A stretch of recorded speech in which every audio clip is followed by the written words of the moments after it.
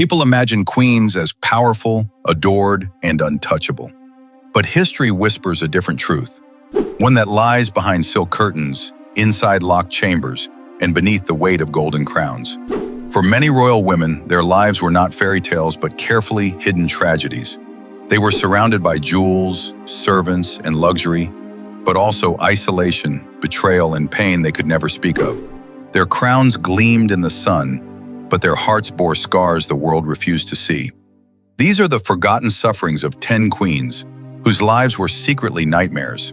Juana of Castile, the mad queen who wasn't mad. She was born to one of the most powerful dynasties in Europe, a daughter of Isabella of Castile and Ferdinand of Aragon, those same monarchs who funded Columbus and united Spain. From the outside, Juana's future seemed destined for greatness, but fate would not be kind. Juana of Castile was deeply intelligent, fluent in multiple languages, and raised in the shadow of empire. She was married off to Philip the Handsome of Burgundy, a man whose beauty was famed across Europe. At first, their marriage was full of passion. She loved him intensely, almost obsessively. But that love would become her undoing. Philip was unfaithful, often gone, always cold. And Juana, left alone in unfamiliar lands, began to break under the weight of her isolation. Her jealousy and heartbreak became public. She would scream, cry, and lash out in grief. Soon her family and her husband began whispering that she was mad. When her mother, Queen Isabella, died, Juana became the rightful Queen of Castile. But the men around her had other plans. Her husband wanted power. Her father thought she was unfit to rule, and so they locked her away. At just 26 years old, Juana was imprisoned in a convent, declared mentally unfit. She was kept there for nearly 50 years. 50 years. During that time, her son Charles became emperor of the Holy Roman Empire. Her kingdom flourished, wars were fought, maps were redrawn. But Juana remained in her cold stone cell, rarely seen, often forgotten, spoken of only in whispers as La Loca, the Mad Queen. But was she really mad, or simply inconvenient? Modern historians believe Juana was not insane, just broken by grief, betrayed by those she trusted, and imprisoned by men who feared a woman's power. She was a queen in name, but never in life. Empress Elisabeth of Austria, Sissi, the caged bird of the Habsburg court. She was one of the most beautiful women in Europe, admired across continents, painted in silks and praised in poems. But beneath the portraits and pearls, Empress Elisabeth, known to the world as Sissi, was quietly unraveling. She became Empress of Austria at just 16, married to the stiff and duty-bound Emperor Franz Joseph. What began as a dreamy fairy tale wedding soon turned into a life of silent agony. The Habsburg court was not a place of romance. It was a machine of ritual, gossip, and suffocating control. And Sissi, spirited and wild, was never meant to live in a cage. From the start, she was treated like an outsider. Her powerful mother-in-law, Archduchess Sophie, took her children away to raise them herself. Sissi was deemed too immature, too emotional, too unconventional. Her opinions were dismissed, her letters read, her freedom denied. She began to wither. To cope with the pressure, Sissi clung to her beauty, obsessively. She starved herself to stay thin, eating almost nothing, surviving on raw milk and oranges. She trained her hairmaids to spend hours brushing her floor-length hair. She measured her waist daily. Her beauty was not joy. It was a shield, a prison, a weapon she used to control the only thing left to her. But no matter how thin she became, or how still she stood for portraits, she could never escape the ache in her soul. She wandered, from palace to palace, from country to country, always running, always searching for a place where she might feel free. She wrote poetry filled with sorrow, spoke of death as a friend, and grew increasingly detached from the world around her. Then, in 1898, on a visit to Geneva, she was stabbed in the chest by an Italian anarchist. She didn't even realize she had been fatally wounded. So tight was her corset, so calm her outward demeanor. She died later that day, having lived her life as a prisoner in lace. They called her an empress, but she spent her life trying to disappear. Marie Antoinette, the girl who laughed too loud. She was only 14 when she left Austria to marry the Dauphin of France. A child in a strange country, married to a boy she barely knew. Her name was Marie Antoinette, and history remembers her as the queen who said, let them eat cake. But the real story is far more tragic. From the moment she arrived at Versailles, she was watched, judged, and whispered about. Her clothes, her hair, her behavior, nothing escaped the sharp eyes of the French court. And though she was elegant and charming, she was also naive. She laughed too loudly, she danced too often, she spent too much. She was not cruel, she was young. The palace at Versailles was a glittering world of golden mirrors and secret malice. Marie was isolated, kept apart from real politics, and expected to produce an heir quickly. But for years, the marriage went unconsummated. The blame fell on her, and gossip turned vicious. To cope, she escaped into fantasy. She built a pretend village called the Petit Trianon, where she dressed as a shepherdess and tried to feel normal. But the people of France, starving, angry, and betrayed, saw only her silks and diamonds. They hated her. As revolution stirred, she became a symbol of royal excess. Cartoons mocked her, crowds cursed her name. Her husband, Louis XVI, tried to reform, too late. And when the revolution came, they were powerless to stop it. She was imprisoned, her children taken, her husband executed, and finally, on a gray morning in 1793, Marie Antoinette was led to the guillotine. Her hair was cut, her head bowed, and the crowd jeered. She was 37. She never said, "Let them eat cake." That was a lie. But the world needed a villain, and she became one.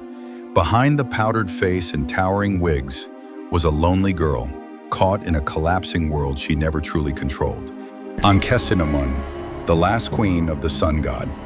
In the sunlit sands of ancient Egypt, she was born into divine royalty, daughter of Pharaoh Akhenaten and the famed Queen Nefertiti. Her name was Ankhesenamun, and her childhood was steeped in sacred rituals and golden temples. But behind the sacred incense and painted walls, a storm of danger was gathering. Her world changed forever when her father turned Egypt upside down, replacing the old gods with one sun deity, Aten. Temples were closed, priests were cast out, the old order crumbled, and young Ankhesenamun was trapped in the middle of a revolution she never chose. To preserve her family's rule, she was forced to marry her own father. She was around 13, and when he died, she was forced to marry again, this time her half-brother, the boy pharaoh Tutankhamun. They were teenagers trying to rule a kingdom trembling on the edge of collapse. Their marriage was short, their daughters were stillborn, and soon Tutankhamun too was dead, barely 18 years old.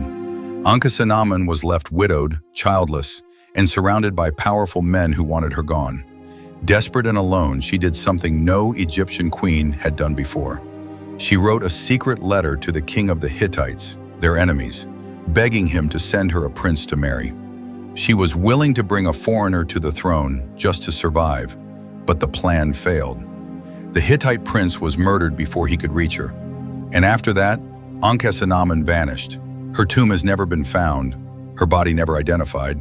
Her name was chiseled out of the royal records, her story buried beneath centuries of dust and silence. She had been a queen, a priestess, a daughter of gods, but in the end she disappeared like a whisper in the wind. A girl who ruled Egypt and was erased by it. Catherine Howard, the rose plucked too soon. She was only a teenager when she caught the eye of a king twice her age. That king was Henry VIII, the same man who had beheaded one wife and cast away another. To Catherine Howard, barely 15 and full of youthful charm, the royal court must have seemed like a dream. But that dream would end at the scaffold. Catherine had been raised not as a princess, but in a noble household full of chaos. She was poorly educated, often unsupervised, and left vulnerable. Even before becoming queen, she had already been used, seduced by older men who saw her innocence as opportunity. When she was selected to marry King Henry, her past was buried in whispers. The aging king, obese and plagued by pain, was captivated by her youth and energy. He called her his rose without a thorn. For a while, the court bloomed with music and laughter. Catherine danced through the palace like spring had returned. But she was not prepared for the weight of the crown. She was lonely, watched, and trapped in a loveless marriage. The king was often absent and bitter, and in her isolation, Catherine made a fatal mistake. She sought comfort in a man from her past. Their meetings were clumsy, desperate, letters passed in secret, glances stolen in hallways. But nothing at court stays hidden forever. When her affairs came to light, the palace turned cold. Her enemies pounced. She was arrested, interrogated, betrayed by those she trusted, and finally sentenced to die. The night before her execution, she asked to practice laying her head on the block, so it would go smoothly when morning came. She was only about 17. As the axe fell, Henry moved on. Another wife, another page turned. But Catherine's story never stopped haunting the halls of Hampton Court, the ghost of a girl who danced too close to the throne. She was not a schemer, not a seductress, just a child, thrown into a game far too dangerous. Juana of the East of Madagascar, the queen who chose fear over love. To her enemies, she was a tyrant. To her people, she was a mystery. And to history, she remains one of the most feared queens the world has ever known. But fear is rarely born from power alone. It often comes from pain. Juana first rose to the throne of Madagascar in 1828 after the sudden death of her husband, King Radama. She was not the natural heir, but through cunning alliances and force, she claimed the crown. In a kingdom already wary of foreign powers, her reign began with a question: survive or be destroyed? She chose survival. Europeans were pouring into Africa, traders, missionaries, soldiers. Juana saw what happened to nations that surrendered, so she pushed back hard. She banned Christianity, she expelled foreigners, she closed her borders and clung to tradition with iron claws. But fear became her ruling language.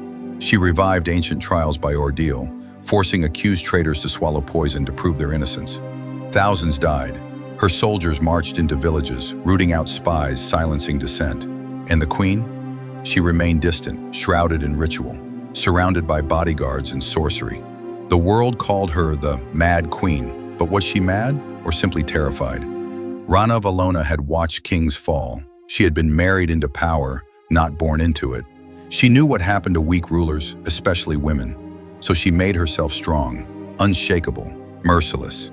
And yet, even queens cannot outlive time. As the years passed, her paranoia grew, her court thinned. The land grew tired of executions and silence. When she finally died in 1861, Madagascar exhaled, foreigners returned. Change swept in like a tide. But her story lingers. Juana is remembered as a villain. But perhaps she was also a woman shaped by a world that left her no safe path. A queen who chose fear over love, because no one ever showed her love could be safe. Caroline of Brunswick, the queen the king tried to erase.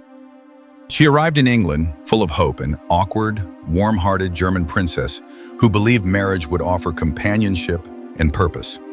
But the moment Caroline of Brunswick met her husband, the future King George IV, her fate was sealed. He hated her instantly. He found her appearance vulgar, her manners unfashionable, her speech too blunt. Their wedding was a disaster. George showed up drunk. He wept during the ceremony. He told others he could barely stand to look at her. And yet, they were married. A child was born, and soon after, Caroline was pushed aside, banished from court, given no role, no love, no voice. She spent years living in exile, traveling through Europe while George took lovers and lavished wealth on mistresses. Caroline had no palace, no political power, and no husband who respected her. But she had something that frightened them, the public sympathy. When George finally became king, he tried to stop her from becoming queen. He put her on trial, publicly accused her of adultery. Paintings were circulated, witnesses bribed. Parliament debated her fate like she was a criminal, not a queen. But the people of England saw through it. They flooded the streets in protest, cheered her name, threw stones at the carriages of her accusers. Caroline, mocked and mistreated, had become a symbol of defiance. She won the trial in the court of public opinion, but not in the palace. When George's coronation came in 1821, she tried to attend, dressed in black, standing at the door asking to be let in. Guards slammed the gates shut. She died just weeks later. Some say of illness, some say of heartbreak. Caroline of Brunswick was never loved by her husband, never crowned, never welcomed. But in her quiet resistance, she became unforgettable. Empress Alexandra of Russia, the last empress who prayed for a miracle. She was born a German princess named Alex, quiet and deeply religious, more suited to a life of reflection than royalty. but love pulled her into history's cruelest storm. When she married Nicholas II, the Tsar of Russia, she became Empress Alexandra, and the empire's fate would soon rest on her fragile shoulders. She never wanted to rule, she wanted a family, and for a time she had one. 4 beautiful daughters, and finally, after years of heartbreak, a son, Alexei. But joy turned to fear. Alexei was born with hemophilia, a disease that meant any bruise, any fall, could kill him. Alexandra was consumed with worry. She prayed, wept, begged the heavens to spare her boy. And then, someone answered.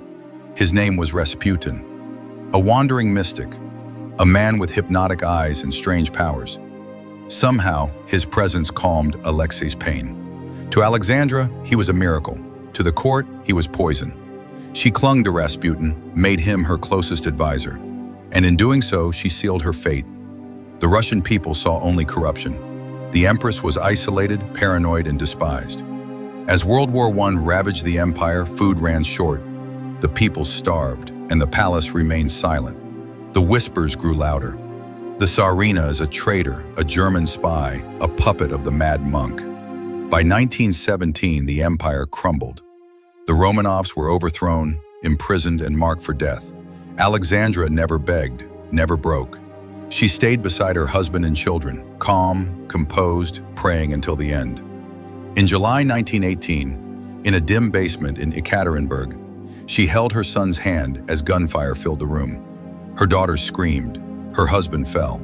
The miracle never came. She had been empress of the largest empire on earth, and she died as a prisoner, a mother, a ghost of a world gone forever. Queen Min of Korea, the queen they tried to erase. Her name was Min Jae-young, but history remembers her simply as Queen Min. Born to a noble family in 19th century Korea, she was chosen at just 16 to marry King Gojong, not for love, but because she seemed quiet, obedient, unlikely to interfere. They were wrong. Queen Min would become one of the most intelligent, politically astute, and fiercely determined women in Korean history. But her rise would come at a terrible cost. In a court dominated by conservative factions and foreign pressure, she quickly saw the dangers closing in. China, Russia, and Japan all had their eyes on Korea, and Queen Min refused to let her country become a pawn. She built her own political alliances, supported modernization, and pushed back against Japanese influence. This made her dangerous. To her enemies, she was no longer a queen. She was a threat. In the early morning hours of October 8, 1895, she was assassinated. Japanese agents, with the help of traitorous Korean collaborators, stormed Jeongbuk Palace. They dragged Queen Min into a secluded room, beat her, stabbed her, and set her body on fire, all to make sure she could never rise again. The king, broken and powerless, fled into hiding. The court was silenced. The world barely noticed, but Queen Min's legacy lived on. She had tried to save her nation, tried to stand between her people and the tide of empire. And though her murder was brutal, it revealed the true face of those who sought to rule Korea by fear. Today she is remembered not as a victim, but as a patriot, a queen who refused to bow, a voice they could not silence forever. Isabella of France, the she-wolf who was pushed too far. They called her beautiful, noble, devout, the daughter of France and Queen of England. But history would give her another name, the she-wolf. Isabella married Edward II at age 12, uniting 2 great kingdoms. She was raised in royal courts, fluent in diplomacy, trained to obey. But no one could have prepared her for the heartbreak that lay ahead. Her husband did not love her. He loved another man, his favorite, Piers Gaveston. The entire court knew. Gaveston mocked her in public, insulted her clothing, and openly flaunted his place beside the king. Edward gave him power, land, and loyalty, while Isabella was left to endure the humiliation in silence. And she did, for years. Even after Gaveston was executed by the nobles, Edward found another favorite, Hugh Despenser, even more cruel and greedy. The kingdom bled under his rule. Isabella was isolated, her children used as pawns, her royal dignity shattered. But something inside her changed. She left England under the guise of diplomacy and refused to return. In France, she raised an army. With the help of her lover, Roger Mortimer, and marched back to England with her teenage son at her side. The people cheered her name. The hated dispenser was captured, tortured, and executed. Edward II was forced to abdicate. He died in captivity not long after, some say murdered on Isabella's orders. For a time, she ruled as regent. England had never seen a queen wield such open power, but power, once seized, rarely lasts. Eventually, her son, now Edward III, came of age and turned against her. Mortimer was executed. Isabella was imprisoned in luxury, her political voice silenced. She lived out her final years quietly, watching the kingdom she once controlled pass into other hands. Some call her ruthless, others a survivor. But perhaps Isabella of France was simply a woman who had been pushed too far and refused to break. They wore crowns, but they carried burdens. They were painted in portraits, draped in jewels, praised in poems. But behind every royal title was a woman, sometimes a girl, trapped inside a life she could not escape. Some were silenced, some were betrayed, some fought back and paid the price. Their palaces were not always safe, their marriages were not always kind, and their power was often an illusion. History rarely tells the whole truth about queens. It writes them as villains or saints, lovers or ghosts. But they were more than that. They were human. Each of them lived under impossible pressure. To be perfect, to obey, to survive. And while their names echo through time, their pain was often left behind, forgotten in the shadows of history. But now, you've heard it. You've walked through the silence, the sacrifice, the sorrow. 10 queens, 10 lives the world tried to forget. And maybe, in remembering them, we bring them a little closer to peace.